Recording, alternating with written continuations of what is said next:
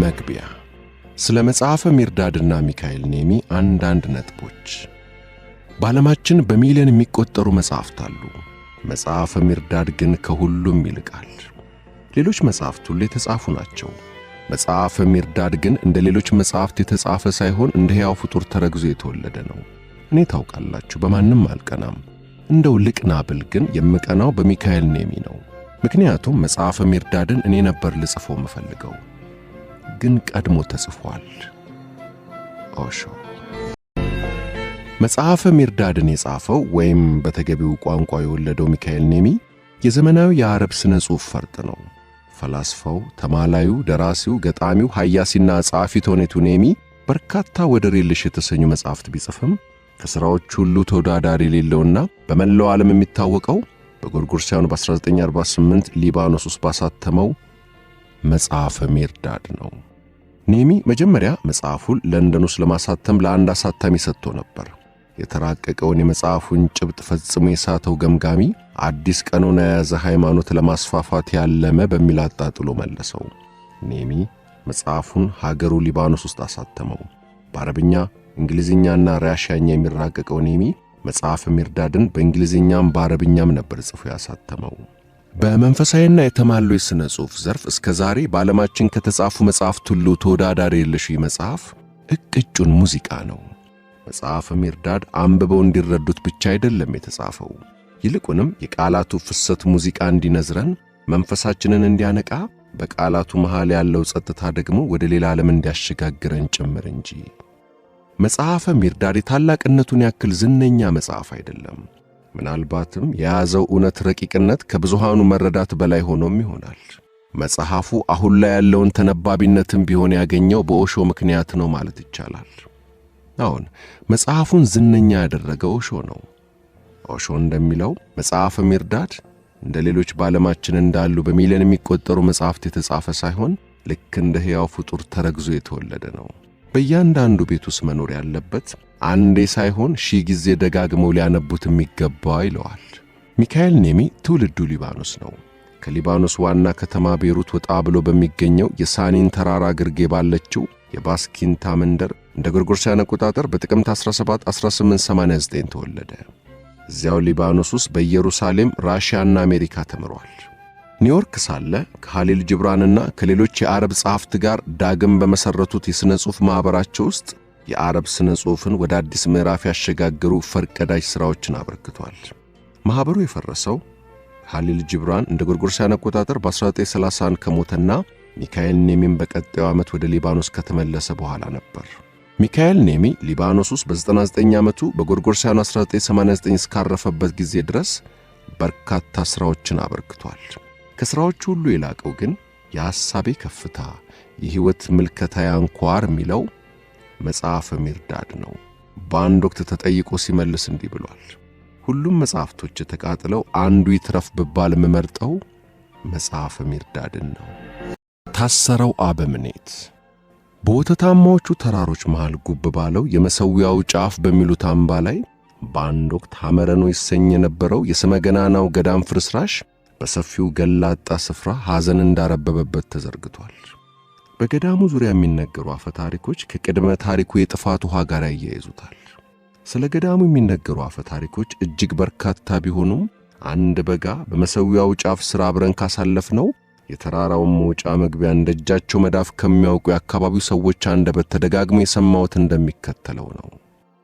ከታላቁ መጥለቅለቅ በርካታ ዓመታት በኋላ ኖህ ቀስ በቀስ ቁጥሩ እየጨመረ የመጣውን ቤተሰቡን ይዞ ወደ ወተታማ ተራሮች ወጣ። እዚያም አየሩ የተስማማ ምንጮች የበዙበት ለም መሬት አግኝቶ ለመስፈር ወሰነ። ኖህም ዘመኑ ማብቃቱን ሲረዳ ልክ እንደሱ ሕልመኛና ባለ ራእይ የሆነውን ልጁን ሴምን ጠርቶ እንዲህ አለው። ልጄ ሆይ እነሆ የአባቴ ዓመታት መኸር ሜዳውን ሞልቶ ተትረፍርፎ ለመታጨድ ደርሷል። ፈጣሪ ቃል በገባልኝ መሠረትም አንተና ወንድሞች ልጆችና የልጆችም ልጆች የሰው ልጅ ዳና የናፈቃትን መሬት ዳግም ትሞሏታላችሁ። ዘራችሁ እንደ ባሕር አሸዋ ይበዛል። ቢሆንም ግን የሕይወቴ ሻማ እየተስለመለመች ባለችበት አንዳች ፍርሃት ልቤን ሰቅዞ ይዞታል። ይህም የሰው ልጅ በጊዜ ብዛት የጥፋት ውሃውንና እሱንም ያመጣውን የማያባራ የፍትወት ጥማትና ጥመትን ይረሳዋል የሚል ነው። አሁን ቀስ በቀስም መርከቧንና ለ150 ቀናት ከዘለቀው የበቀል ወጀብ ያተረፈንን እምነት ይዘነጉታል። እነርሱን ሊያፈራ ከዚያ እምነት ላይ ያበበውንም አዲስ ሕይወትም ልብ አይሉት። እናም ልጄ ሆይ እንዳይረሱት ዘንድ ከዚህ በኋላ የመሠዊያው ጫፍ በሚባለው በእነዚህ ተራሮች አናት ላይ መሠዊያ እንድትሠራ ይሁን። በመሠዊያው ዙሪያም ቤት ሥራ። የቤቱም መጠን ከመርከቧ እጅጉን አንሶ በዝርዝር ንድፉ ግን መርከቧን መስሎ ይገንባ። ስሙንም ሐመር በለው። በዚያ መሠዊያ ላይም የመጨረሻውን የምስጋና መባዬን አቀርባለሁ። በመሠዊያው ላይ የምለኩሰውንም እሳት መቼም ሳይጠፋ እንዲበራ አድርግ። ቤቱንም በተመለከተ የመርከቧ ባልደረቦች የሚሰኙ የጥቂት የተመረጡ ሰዎች መጠጊያ አድርገው። ቁጥራቸውም ከ9 እንዳይበልጥ እንዳያንስ ይሁን። ከመካከላቸው አንዱ ሲሞት እግዚአብሔር ወዲያው ተተኪውን ይልካል። ከመጠለያቸው ፈጽሞ አይወጡም። ቀንም ሆነ ሌሊቱን በመንፈሳዊ ልምምድ ተጠምደው የእምነት እሳቱን ሲያነዱ ለራሳቸውም ሆነ ለወገን ምሪትን ከፈጣሪ ሽተው አቤቱ ሲሉ ያሳልፋሉ። የዓመት ልብስ የዕለት ጉርስ አያሳስባቸው። ምእመኑ ይቸራል። በታላቅ አትኩሮት የአባቱን ቃላት ሲሰማ የቆየው ሴም ይሄ ከ9 እንዳያንስ እንዳይበልጥ የተባለው ነገር ምክንያቱ ባይገባው አባቱን አቋርጦ ጠየቀው። 9ማ ለዕድሜ የተጫነው ታላቁ አባወራ። በመርከቧ ውስጥ የነበርነው ሰዎች ብዛት ነው። ሴም ግን ከ8 በላይ መቁጠር አልቻለም። አባቱና እናቱ፣ እሱና ሚስቱ፣ 2 ወንድሞቹና ሚስቶቻቸው። በቃ ለዚህም ነው በአባቱ ንግግር ግራ የተጋባው። የልጁን ግራ መጋባት የተረዳው ኖኅም እንዲህ ሲል አብራራ። ልጄ ሆይ አንድ ታላቅ ምስጢር ልንገርህ። መርከቧ ውስጥ የነበርነው 9 ሰዎች ነበር። 9ኛው ሰው መርከቧ ውስጥ ተደብቆ የገባ የመርከቧ ሾልኮ ገቢ የመርከብ ድንኳን ሰባሪ ሰው ነበር። ከኔ በስተቀር መኖሩን ያወቀ ያየው ሰው አልነበረም። አብሮኝ ያልተለየኝ ባልደረባዬና የመርከቧ ነጅም እርሱ ነበር። ከዚህ በላይ ስለ እርሱ አትጠይቀኝ። በምትሠራው መጠለያ ውስጥ ግን ለእርሱ ቦታ ማዘጋጀትህን አትርሳ። ልጄ ሴም ሆይ ፍቃዴን ነገርኩህ፣ የምታሳካቸውም ሁን። ሴምም አባቱ እንዳዘዘው አደረገ። ኖኅም ቀኑ ደርሶ ወደ አባቶቹ ሲሰበሰብ ልጆቹ ገዳሙ ውስጥ ከመሠዊያው ስር ቀበሩት። ገዳሙም ከዚያን ጊዜ አንስቶ ለዘመናት በታላቁ የጥፋት ውሃ አስገባሪ በገቢርና በመንፈስ ታስቦ እንደተቀባው የመንፈስ ማረፊያ ወጣው። ቢሆንም ግን በክፍለ ዘመናት ውስጥ ገዳሙ ቀስ በቀስ ከሚያስፈልገው በላይ ችሮታ ከምዕመናን መቀበል ጀመረ። በዚህም ሳቢያ ከዓመት ዓመት በርስት በወርቅ በብርና የከበሩ ድንጋዮች ሀብቱ እየከበረ መጣ። ከጥቂት ትውልዶች በፊት ከ9ኙ አንዱ እንደሞተ አንድ እንግዳ ሰው ወደ ቅጥር ግቢው መጥቶ ከማኅበሩ ቀላቅሉኝ ሲል ጠየቀ። ማንም ተላልፎት በማያውቀው ጥንታዊ የገዳሙ ሕግ መሠረት ባልደረባው እንደሞተ መጀመሪያ መጥቶ የጠየቀው እርሱ ነውና ወዲያውኑ ሊቀበሉት በተገባ ነበር። ነገር ግን በወቅቱ የበላይ የሚሰኘው የገዳሙ አበምኔት ምኞት አሳውሮ ልቡ የጠጠረበት ሰው ነበር። አበምኔቱ የእንግዳውን የተራበ የታረዘና ቁስል የወረረው ገላ ሲያይ ተንገሸገሸ። እናም ከገዳሙ 9 ባልደረቦች አንዱ ለመሆን ብቁ አይደለህም አለው። እንግዲየው ግን በእጅ የሚል አልሆነም። አስገቡኝ ሲል ሞትወቱን ቀጠለ። በእንግዳው ጭቅጭቅ የተናደደው የገዳሙ አበምኔት ቶሎ ከዚህ ጥፋ ሆነ መልሱ። እንግዳው ግን ወይ ፍንክች፣ እንዲህ በዋዛ የሚያባረሩት አይነት አልነበረም። እንደምንም አበምኔቱን አሳምኖ በአገልጋይነት ገባ። አበምኔቱ በሞተው ባልደረባ ምትክ መለኮት ተተኪ ሰው እንዲልክ ብዙ ጠበቀ። ግን ማንም የመጣ አልነበረም። በመሆኑም በታሪክ ለመጀመሪያ ጊዜ ገዳሙ በ8 ባልደረቦችና በአንድ አገልጋይ ተወሰነ። 7 ዓመታት አለፉ። የገዳሙ ሀብት እጅጉን ከመብዛቱ የተነሳ የሀብቱን መጠን መገመት የሚችል እንኳን አልነበረም። ለዓይን እስኪያታክት የተዘረጋው የእርሻ መሬትና መላ መንደሮች ሳይቀሩ የገዳሙ ንብረት ሆኑ። አበምኔቱ በጣሙን ደስተኛ ሆኗል። ይህ ሁሉ ገዳሙ ላይ የዘነበው ሀብት ምንጭ የአገልጋዩ ዕድል ነው ብሎ በማሰቡም አገልጋዩን ያቀርበዋል። በ8ኛው ዓመት መግቢያ ላይ ግን ነገሮች በፍጥነት መለዋወጥ ጀመሩ። እስከ ዛሬ ሰላማዊ የነበረው ገዳም ይታመስ ገባ። ብልጣብልጧ አበምኔት የዚህ ሰበቡ አገልጋዩ ሆኖ ታየው። ስለዚህም ከገዳሙ ሊያባርረው ወሰነ። ግን ምን ዋጋ አለው? በጣም ዘግይቶ ነበር። መነኩሴዎቹ በአገልጋዩ መሪነት ለሕግም ሆነ ለአመክንዮ የሚገዙ አልሆኑም። በ2 ዓመታት ውስጥ የገዳሙን ሀብት አከፋፍለው ጨረሱ። መቼ ብቻ ሌላ አስፈሪም ነገር ተከተለ። እንግዳው ሰውዬ አበምኔቱን ካፉማ አንዲት ቃል ከገዳሙም ቅጥር እንዳይወጣ ረገመው። እናም በእንግዳው ሰውዬ እርግማን ልሳኑ የተዘጋው አበምኔት በገዳሙ ቅጥር እስከ ዛሬ ታስሯል ይላል አፈ ታሪኩ። በዚያች ሕይወት በማይላወስባትና አብዛኛው ክፍሏ በፈራረሰው ገዳም ውስጥ ያን እርግማን ያሰረው አበምኔት አንዴ በቀን ሌላ ጊዜ በሌሊት ሲንከላወስ አይተነዋል ያሉኝ ዓይን እማኞች ጥቂት አልነበሩም። ግን ማንም አናግሬው ይሄን አለኝ የለም። እንዲያውም አንዳች ሰው በአካባቢው መኖሩ ሲሰማው ወዴት እንደገባ ሳይታወቅ ይጠፋል ነው የሚሉ ሰዎቹ። እውነቴን ነው የምላችሁ፣ ይህ ታሪክ እንቅልፍ ነሳኝ። እንደ መሠዊያው ጫፍ ባለ ማንም ድርሽ የማይልበት የተራራ አናት ላይ በሚገኝ ጥንታዊ ገዳም ፍርስራሽ መሃል ለዓመታት የሚንከላወስ ብቸኛ መነኩሴ ምስል ጥላው ጭምር ከአእምሮዬ ሊጠፋ አልቻለም። በዓይኔ ላይ ይሄድብኛል፣ ሐሳቤን ተቆጣጥሮታል። ሳስበው ደሜ ይቆጣል፣ ሥጋና አጥንቴ ድረስ ዘልቆ ይነዝረኛል። በመጨረሻ በቃ ተራራውን እወጣለሁ አልኩ። ይህ ባልጩት አቀበት በስተምዕራብ በኩል ፊቱን ወደ ባህሩ እንዳዞረ ሰፊ ቋጥኛማ አቀበቱን ይዞ ከበርካታ ሺህ ጫማዎች ከፍታ ላይ ጉብ ያለውን የመሠዊያውን ጫፍ ከሩቅ ላየው የማይቻለው ተቻለ ያስብላል።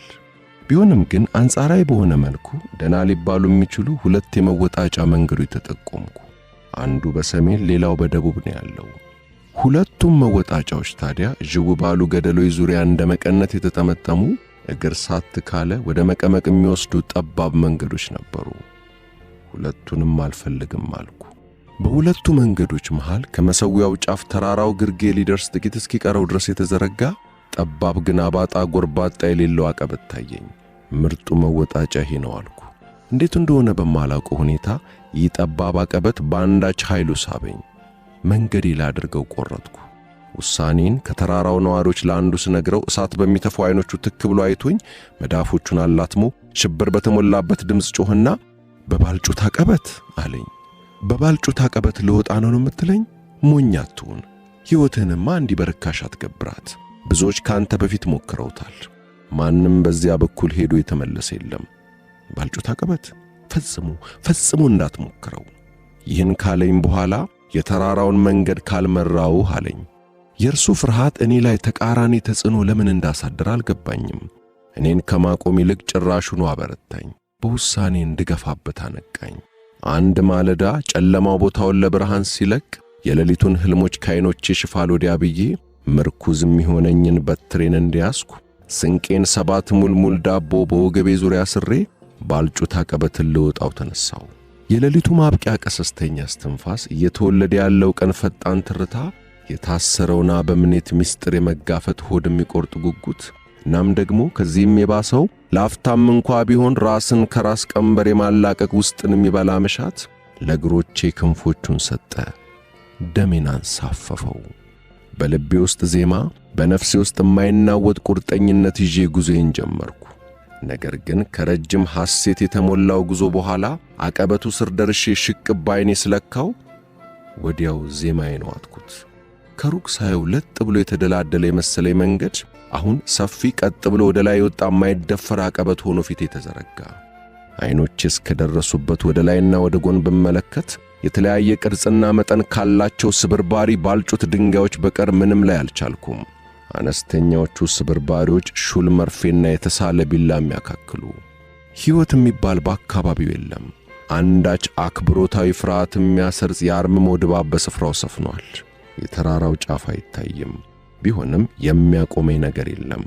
በዚህ አቀበት እንዳልሄድ ያስጠነቀቀኝ እዚያ ጥሩ ሰው የሚንቀለቀል ገጽታ ከፊቴ ሳይጠፋ ወኔን ሰባስቤ ሐሞቴን ኮስትሬ ሽቅብ ጉዞዬን ተያዝኩት። እግሮቼ ብቻቸውን የትም እንደማያደርሱኝ የገባኝ ግን ወዲያው ነበር። በእግሮቼ ስር እየተንሳጠጡ የሚወርዱት ባልጩቶች ከታነቁ ሚሊዮን ጉሮሮች እንደሚወጡ ያሉ አሰቃቂ ጣር ድምጾች እያሰሙ ቁልቁል ይወርዳሉ።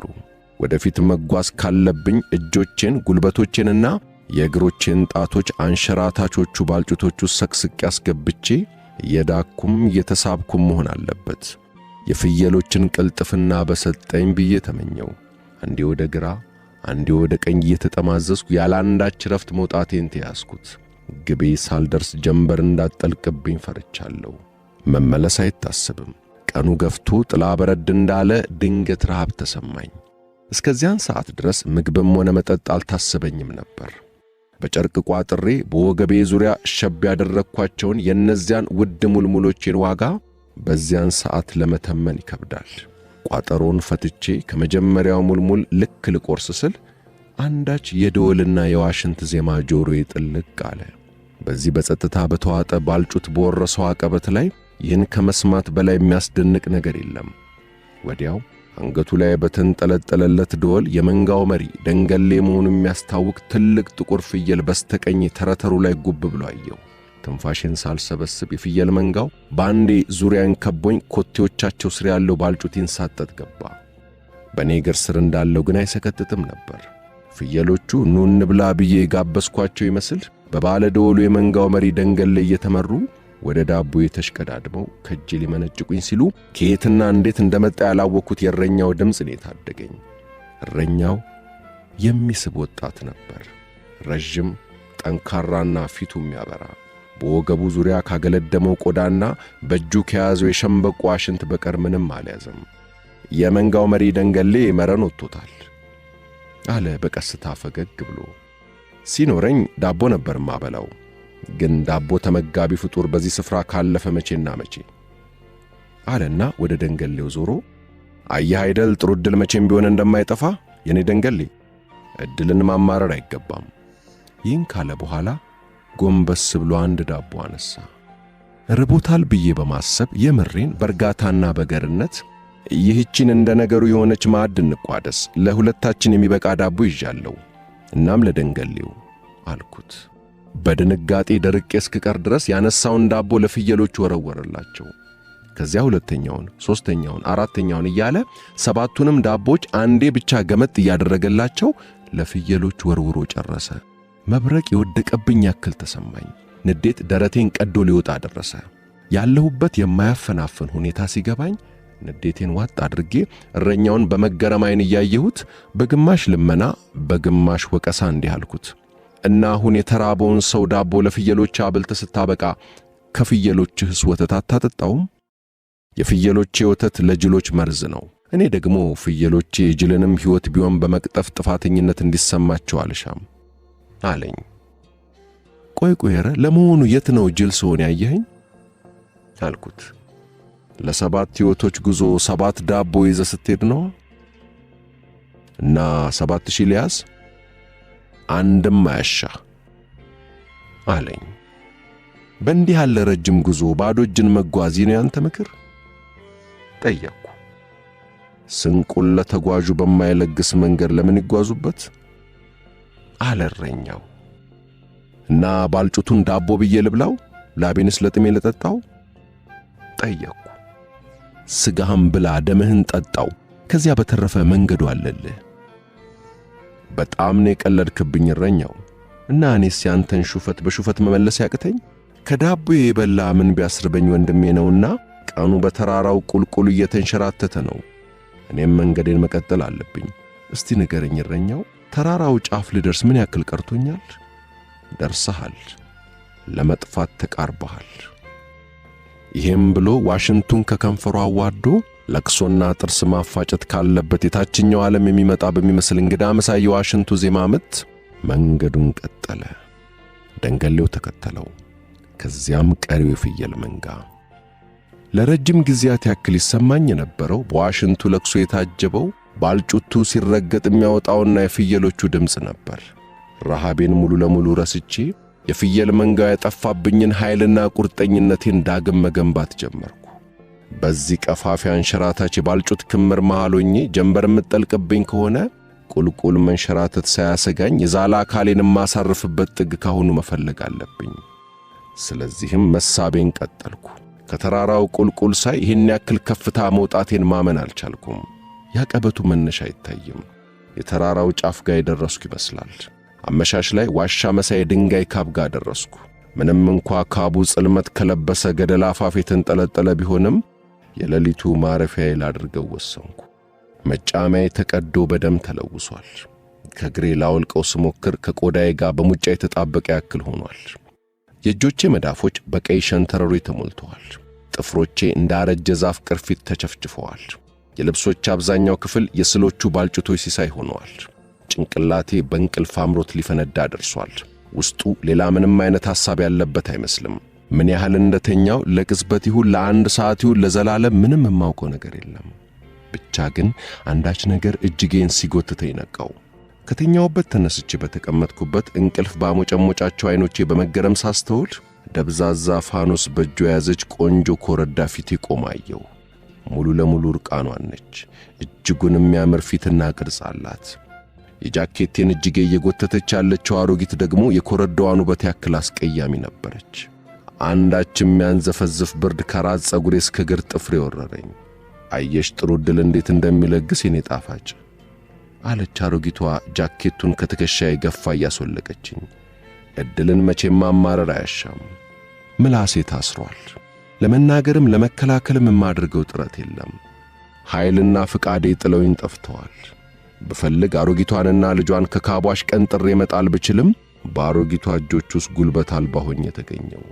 አሽቀንጥሮ የመጣል ፍላጎቴ ጉልበቴም ድራሹ ጠፋ። ጃኬቴ አልበቃ ያላት አሮጊት ልብሶቼን ሁሉ አስወልቃ አርቃኔን አስቀረችኝ። ያንዳንዷን የምታስወልቀኝን ልብስ ለኮረዳዋ እየሰጠቻት መልበስ ጀመረች። በካቡ ግድግዳ ላይ ያረፈው የርቃን ገላዬና የሁለቱ ሴቶች የተበጣጠሰ ጥላ ውስጤን በፍርሃትና መንገሽገሽ ሞላው። ምንም ሳይገባኝ በጸጥታ እመለከታለሁ። በዚያ አስከፊ ሁኔታ ውስጥ ሆኜ ያለኝ ብቸኛውና ፈጣኑ መሳሪያ ድምጼ እንኳ ከዳኝ። በስተመጨረሻ የታሰረ ምላሴ ሲፈታ እንዲህ አልኩ። እፍረት የሚባል አልፈጠረብሽም አንቺ አሮጊት። አንቺ ባታፍሪ እኔ ግን አፍራለሁ። አዎ እኔ አፍራለሁ። እፍረት ማታውቅ ያንቺ አይነቷ አሮጌ ጠንቋይ ፊትም ቢሆን እርቃን መሆን ያሳፍረኛል። በተለይ ደግሞ ከኮረዳዋ የዋህነት ፊት እርቃን መቆሜ እጅጉን ያሳፍረኛል፣ መግለጽ ከምችለው በላይ። እፍረትህን እንደለበሰችው የዋህነቷን ልበሳ አለች አሮጊቷ። በድካም የዛለ ምስኪን የተቀዳደደ ልብስ ለአንዲት ኮረዳ ምን ይሰራላታል? በእንዲህ ያለ ውድቅት ሌሊት በእንዲህ ያለ ቦታ ተራራው እስከ ጠፋ ሰው ላይ አልኩ። ምናልባት ሸክሙን ለማቅለል፣ ምናልባት ራሷን ለማሞቅ የምስኪኗን ጥርስ እኮ ብርዱ አንቀጨቀጨው። እሺ ብርዱ የኔን ጥርስ ሲያንቀጨቅጨውስ አንዳች ሐዘኔታ ልቦት ውስጥ የለም? ልብሶቼ እኮ በዚህ ዓለም ያሉኝ ብቸኛ ንብረቶቼ ናቸው። ትንሽ መያዝ ትንሽ መያዝ፣ ብዙ መያዝ ብዙ መያዝ፣ ብዙ መያዝ አለው መዘዝ ነው መገነስ፣ ትንሽ መያዝ ትንሽ መዘዝ ያመልጡበት ከመገነስ። እንሂድ ልጄ አለች አሮጊቷ። የኮረዳዋን እጅ ይዘው ሊሄዱ ሲሉ ልጠይቃቸው ምሻቸው ጥያቄዎች አንጎሌን ሞሉት። ምላሴ ጫፍ የተገኘው ግን አንዱ ብቻ ነው። ከመሄዶት በፊት እንደው ባኮትን ይንገሩኝ፣ የተራራው ጫፍ ሩቅ ይሆን ከዚህ? ጥቁሩ አዘቅት ጫፍ ነው ያለኸው። የፋኖሱ ብርሃን እንግዳ ቅርጽ ያለውን ጥላቸውን ወደ እኔ አቅጣጫ እየወረወረ ከካቡ ወጥተው እንደ ጥላሸት በጠቆረው ሌሊት ውስጥ ጠፉ። ከየት እንደመጣ ያላወቅኩት የሚያንዘፈዝፍ ጥቁር ሞገድ ወረረኝ። ይበልጡን ጽልመት የለበሱ አንዘፍዛፊ ሞገዶች ተከተሉ። የካቡ ግድግዳዎች ራሳቸው ውርጭ የሚተነፍሱ ነው የሚመስለው። ጥርሶቼ ተንቀጫቀጩ። ከነርሱም ጋር አብረው መላ የጠፋው ሐሳቤ ባልጩት ላይ የተሰማሩ ፍየሎች፣ አሽዋፊው እረኛ፣ የዚህች አሮጊትና ኮረዳ ነገር፣ እኔ እርቃኔን ሆኜ ተጋግጬ ተላልጬ ተረቤ በርዶኝ ግራ ገብቶኝ እንዲህ ያለ የገደል ጫፍ ካብ ውስጥ ወደ ግቤ ቀርቤ ይሆን? እውን ግቤስ ስደርስ ይሆን? ይለሊትስ ያልፍ ይሆን? ሐሳቤን ሳልሰበስብ የውሻ ጩኸትና ሌላ ብርሃን ነገር አየሁ። እየቀረበ መጣና እነሆ ካብ ውስጥ። መልካም ዕድል መቼም ቢሆን እንደሚለግስ አየሽ የኔ ፍቅር፣ ዕድልን ማማረር አይገባም። ድምፁ የአንድ ጭርጭስ ያለ ሽማግሌ ነበር። ጺማም፣ ጉልበቱ የሚንቀጠቀጥ የጎበጠ። ይህን የሚለው ለአንዲት ጥርስ አልባ ሽበት የወረሰው ጸጉሯ የተንጨባረረ የሱ ብጤ አሮጊት ነበር። ጎብጣለች፣ ጉልበቶቿ ይንቀጠቀጣሉ። አጠገባቸው የሌለው ያህል ሽማግሌው በዚያ በትግል ከግሮሯቸው የሚወጣ በሚመስል የሚንቋረር ድምጻቸው ቀጠሉ። ለመሞሸሪያችን ለፍቅራችን ማድመቂያ የሚሆን እንዴት ያለ ያማረ የጫጉላ ጎጆ ነን ይማር። ተመልከች ደግሞ ያን በትር በዚያ በጠፋብሽ ምርኩዝሽ ምትክ ይህን ካገኘሽ መቼም መውደቅ መንገዳገድ የለም ከእንግዲህ። ይሄም ብሎ የጠወለጉ እጆቿን በስስት እየዳበሰ በትሬን አስጨበጣት። ወዲያው ልክ አሁን መኖሬን እንደተገነዘበ ያክል ግን ሁሌም የሚያወራው ለወዳጁ ነው። ቀጠለ። የኔ ውድ ይሄ ጸጉረ ልውጥ ሰው አሁኑኑ ከዚህ መውጣት አለበት። ከዚያም የሌሊት ህልሞቻችንን በጋራ እናልማለን። የንግግሩን እንደ ትእዛዝ ነው የተሰማኝ። ለመቃወምም ጉልበት አጣው። በተለይ ደግሞ ውሻው የባለቤቱን ትእዛዝ ለመፈጸም የተዘጋጀ ይመስል ጥርሱን አግጥጦ ባስፈሪ ሁኔታ ሲቀርበኝ አጠቃላይ ትዕይንቱ ሽብር ለቆብኝ በህልም ዓለም ያለው ያክል ፍዝዝ ብዬ ነው የማየው። እናም በህልም ዓለም እንዳለ ሰው ተነስቼ ወደ ካቡ መውጫ አመራው። በዚህ ሁሉ መሃል ደግሞ ተናግሬ አይሆንም ለማለት ራሴን ለመከላከል መብቴን ለማስከበር እየጣርኩ ነው። እሺ በትሬን ወሰዳችሁ፣ ምን አይነት ጭካኔ ነው ግን ጭራሽ ከሌሊት ማረፊያዬ ካብ አውጥታችሁ ትጥሉኝ? ደስተኛ ነው ምርኩዝ የሌለው፣ አይደናቀፍ አይወድቅ አይመራው። ደስተኛ ነው የሌለው ጎጆ፣ ሁልጊዜ ነዋሪ ራሱ ጎጆ። በትር ለኛ ነው ለእንደኛ አይነቱ ድንቅፍቅፍ ባይ በያቀበቱ። የኛ አይነቱ ጎጆ ያሰረው ግድ እኮ ይለዋል ጎጆ እንዲኖረው። እንዲህ ያዜሙ በረጃጅም ጥፍሮቻቸው መሬቱን ቆፍረው ኮረቱን ደልድለው መተኛቸውን አዘጋጁ። እኔን ከመጤፍም አልቆጠሩኝ። በተስፋ መቁረጥ ስቅስቅ ብዬ አለቀስኩ። ተመልከቱ እጆቼን፣ እግሮቼን እዩ። በዚህ ማንም ድርሽ የማይልበት አቀበት ላይ መንገድ ጠፍቶኝ መንከራተት የሰው ሀገር ሰው ነኝ። ደሜን እየዘራው ነው እዚህ የደረስኩት። እናንተን ተራራ በደም ሳታውቁት አትቀሩም።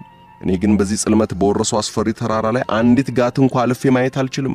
እንደው የፈጣሪን ፍርድ አትፈሩም? ሌሊቱን እዚህ ካቡስ እንዳድር ካልፈቀዳችሁልኝ ሌላው ቢቀር ፋኖሳችሁን እንኳን ስጡኝ። ፍቅርን አያራቁቱትም፣ ብርሃንን አያጋሩትም። ወደህዋ በርተሁነዋ ቀኑ በሮ ጠፍቶ ሌሊት ቆስሎ ደምቶ መሬት ታማ ሞታ ማን ይሆን ቅሬታ አቅራቢ? ማን ይሆን ባለስሞታ? ማንስ ነው መንገደኛ እንቁ ትኬት ካልቆረጥክ ባይ? ማንስ ነው ደፍሮ እዛ የሚቆይ? በነዴትም አድርገው ጠፍቶኝ መማጸኑ ይሻለኝ ይሆን አልኩ።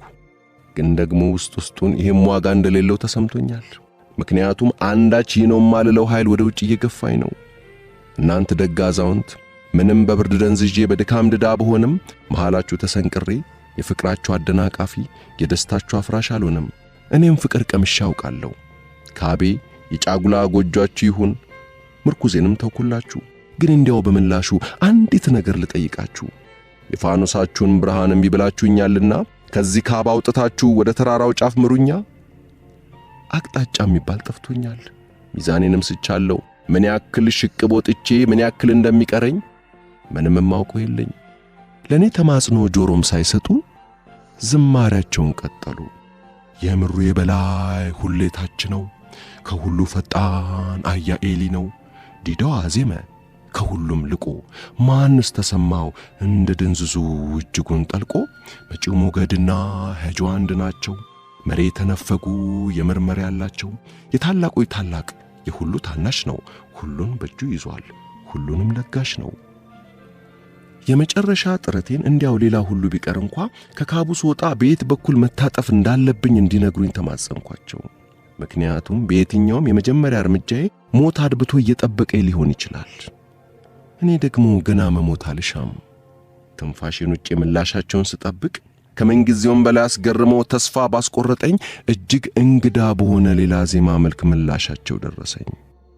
የዓለቱ ግንባር ጠንካራና ጥብቅ፣ የገደሉ ቅፍ ለስላሳና ጥልቅ፣ ያንበሳና ጉንዳኑ አይጧና ዝሆኑ ጥንችልና ቀንዳውጣ አዝመራና አንበጣ እባብና እንቁራሪት ድርጭትና እንሽላሊት ዝግባና ጭራሮ ሁሉም ባንድ ታጉሮ ፍትህ ደልዳይ የእውነት ዳኛ አያሞትና ወደኛ ከታች ያለው ልክ እንደላይ ለመኖር ሞት ለመሞት ኖር ምንም አንል ከዚህ በላይ ሃይ ሃይ ሃይ እየዳው ከካቡስ ወጣ የፋኖሱ ብርሃን ተስለምልሞ ጠፋ። ውሻው መውጣቴን ለማረጋገጥ ይመስላል በቀስታ ከኋላ ይከተለኛል። ጨለማው እጅግ ከመክበዱ የተነሳ ጥቁሩ ጽልመት የዓይኖቼ ቆብ ላይ ተሰማኝ። እያመነታው መቆየት እንደማልችል ውሻው አረጋግጦልኛል። እንደምንም እያመነታው አንድ ወደፊት ሄድኩ፣ ደግሞ ሁለት አልኩ። ሶስተኛው ላይ ተራራው ድንገት ከግሬ ስር ተንሸራቶ የጠፋ መሰለኝ። እናም የጨለማው ባህር አቅፎ ትንፋሽን መጠጠና በኃይለኛው ቁልቁል ወደ ጥልቁ ወረወረኝ። ወደ ጥቁሩ አዘቅት ጥልቀት ስወረወር በአእምሮዬ ብልጭ ያለው የመጨረሻው ምስል የነዛ አረመኔ ሙሽሮች ነበር። ትንፋሼ በአፍንጫዬ ቀዞ ሲቆም ያኩተመተምኩትም የእነርሱን ቃላት፣ ለመኖር ሙት፣ ኑር ለመሞት።